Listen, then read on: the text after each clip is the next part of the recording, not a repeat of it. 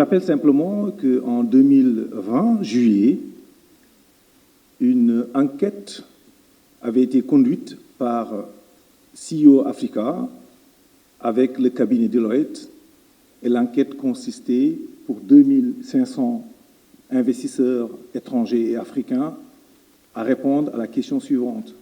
Quels pays africains pensez-vous actuellement le plus attractif pour l'investissement? Nous étions en juillet 2020, juste après la grosse vague de crise de la Covid-19, mais aussi le léger repli de la Covid en juillet 2020. Cette enquête a révélé ceci. 3 pays africains, dont le Sénégal, le Kenya, le Ghana et notre pays, ont présenté une perception positive pour 2500 investisseurs étrangers et africains de garder l'intérêt de venir toujours investir dans notre pays. 3 pays africains, loin devant les traditionnelles économies africaines que sont la Côte d'Ivoire, le Rwanda, l'Éthiopie, l'Afrique du Sud, le Maroc et le Nigeria. Ceci consacre une très bonne gestion de la Covid par les programmes de son Excellence le Président Macky Sall, qui a offert un package social et économique le plus robuste et qui a été aussi classé l'un des meilleurs pays qui ont bien géré la Covid. On est 2e au monde. Après ceci, il est important aussi de savoir que notre pays, sur un cycle depuis 2012, a connu un bond en moyenne de 11% des investissements privés, nationaux et étrangers d'un cycle à un autre. En 2020, nous avons maintenu le cap. D'ailleurs, notre pays fait partie des 10 pays au monde qui n'ont pas connu la récession. Nous avons connu, en 2020, un taux de croissance de notre PIB positif. C'était exceptionnel et ça aussi justifie de la pertinence des choix, des projets, de la gestion de la conduite de la Covid, mais aussi de la confiance à la vision de son Excellence le Président Macky Sall des investisseurs étrangers.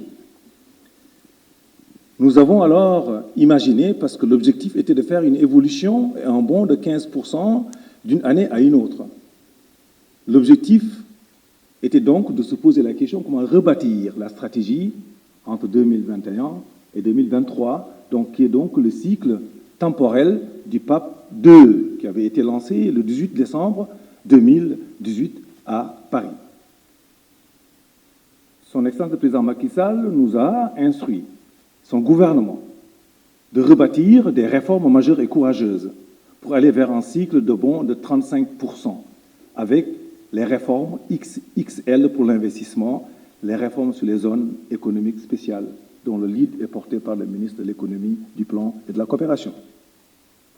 C'est ainsi qu'il y a une nécessité de revoir le PAP 2 en l'ajustant, parce que son Excellence veut qu'on consacre un retour à la trajectoire initiale du PSE, à savoir atterrir avec les mêmes niveaux d'ambition en 2023. Donc il y a eu un ajustement du PAP 2 donc avec les 16 chantiers de réforme. Mais il y a aussi une accélération avec les 10 batailles sectorielles, je reviendrai là-dessus. PAP 2, ajusté avec les 16 chantiers de réforme, accéléré avec les 10 batailles sectorielles, ont donné donc le PAP 2A, qui est désormais le portefeuille du véhicule, deuxième véhicule des séquences du plan Sénégal émergent. Le président Macky Sall a validé le PAP 2A le 28 septembre 2020 pour consacrer la relance. Et c'est ainsi que les 16 chantiers de réforme portaient sur, d'une part, le fonds d'amorçage des projets, le fonds d'appui du secteur privé, les réformes sur les zones économiques sociales et la loi sur le partenariat public-privé, la loi PPP. Mais aussi revoir et revisiter le Code des investissements pour l'adapter aux nouveaux besoins du secteur privé. Mais aussi travailler sur le tribunal de commerce pour la protection des investisseurs et aussi tirer les leçons de la santé et de l'industrie pharmaceutique, donc les réformes en la matière, et enfin la digitalisation, donc la dématérialisation des procédures administratives. C'est les 4 réformes en 2 blocs, donc les 8 réformes qui consacrent l'investissement. Le PSE, c'est 3 piliers. C'est la transformation structurelle portée par ces réformes, mais aussi l'inclusion sociale. L'inclusion sociale, donc il y a les lois sur la protection sociale, les réformes sur le contenu local, les réformes sur la commande publique, les réformes sur la structuration de l'informel, les fonds de garantie, le statut du champion national, la rénovation du code du travail et enfin l'accès à la propriété. Ce sont ces 16 chantiers de réformes qui consacrent le pape 2 ans. Et ceci, combiné aux efforts des uns et des autres, a donné 120 projets sur lesquels nous travaillons d'ailleurs ensemble avec les ambassadeurs qui nous appuient énormément en portant des investisseurs de référence dans notre pays. Ces 120 projets conçus des intentions réelles d'investissement sur 5 secteurs: santé et industrie pharmaceutique, l'économie numérique, l'industrie, le tourisme et l'agrobusiness. Sur la santé et l'industrie pharmaceutique, nous avons des projets pour 2,8 milliards de dollars. Sur l'économie numérique, à peu près 819 millions de dollars. Sur l'industrie hors zone économique spéciale, à peu près 2,07 milliards de dollars. Au niveau du tourisme, à peu près 822 millions de dollars. Dans l'agrobusiness, nous avons à peu près 914 millions de dollars. Voilà le portefeuille de projet qui constituera demain notre copie sur laquelle nous allons travailler ensemble avec vous pour explorer le monde et vendre les projets du président Macky Sall, mais pour surtout terminer la trajectoire et l'aventure concrète des réalisations du président de 2012 à maintenant, que je vous invite maintenant à visiter à travers un parcours animé d'une vidéo son.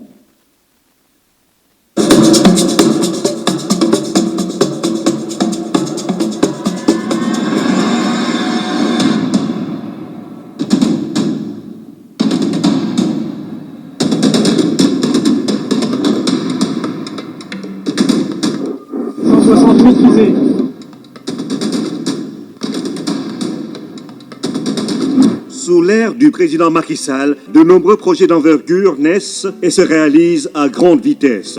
Ils changent considérablement le visage du Sénégal. Un Sénégal moderne. L'attractivité croissante de tous les secteurs d'activité et la dynamique des politiques publiques mises en place dans le cadre du PSE garantissent une place de choix à ce pays en pleine mutation. De par ses ambitions d'émergence, le Sénégal déroule une série de réalisations et de services dans tous les domaines d'expertise et conforte le label Made in Sénégal dans son évolution. Le portuaire, l'aéroportuaire, le ferroviaire ainsi que le secteur minier placent les faisceaux sur les belles opportunités d'investissement et d'affaires qu'offre le Sénégal. Le plan Sénégal émergent, cadre référentiel de toutes les politiques publiques, requiert la pleine exploitation des atouts offerts par d'autres secteurs clés comme l'agriculture, l'élevage ou l'agroalimentaire. Le gouvernement s'est attelé à mettre en œuvre le programme de réforme sur l'environnement des affaires et de la compétitivité qui est dans sa 3e déclinaison avec le plan d'action prioritaire ajusté et accéléré PAP 2A afin de permettre au secteur privé de jouer pleinement son rôle moteur de création de richesses et d'emplois. Cela se traduit par une simplification des textes et la dématérialisation progressive des procédures liées au commerce et à l'investissement, une baisse des coûts pour accroître l'attractivité et la compétitivité des entreprises. L'impact de ces réformes sous-tendues par une forte volonté politique et une bonne gestion du cadre macroéconomique a permis une augmentation conséquente des investissements directs étrangers et l'éclosion de PME championnes et innovantes qui s'insèrent de plus en plus dans l'économie mondiale.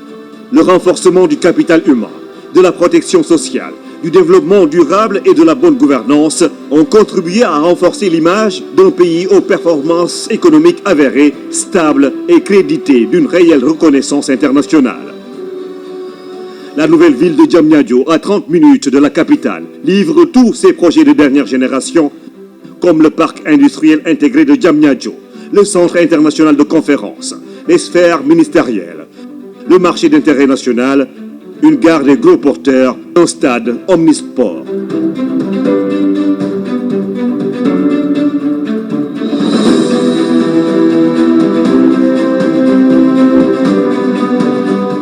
La résilience du Sénégal face à la situation de la Covid-19 a permis, sur instruction du président de la République, de mettre en marche un formidable dispositif d'accompagnement pour les entreprises impactées et les ménages vulnérables.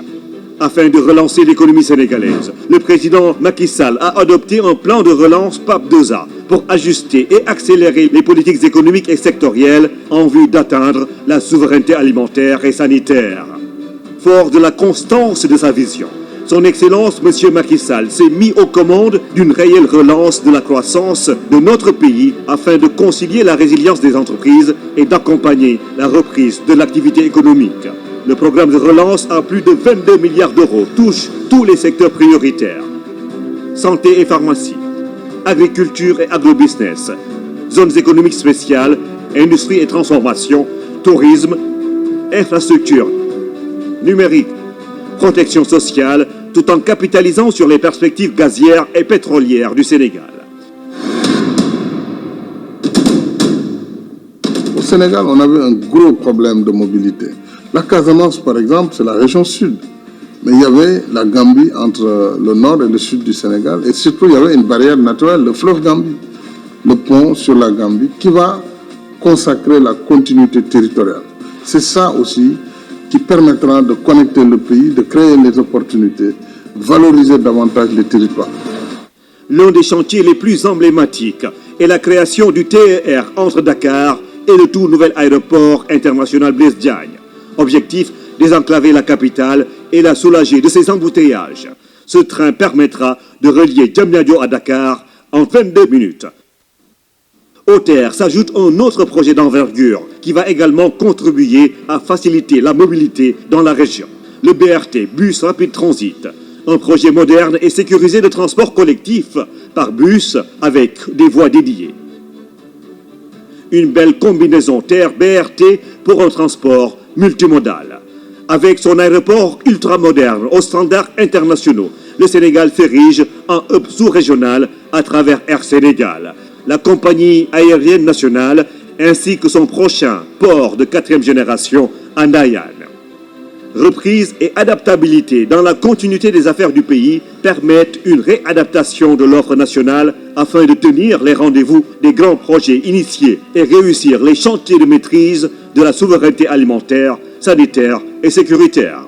Avec la position pionnière du Sénégal sur la question de l'annulation de la dette et de l'intégration africaine, le président Macky Sall a de ce fait imprimé la marque de son grand leadership.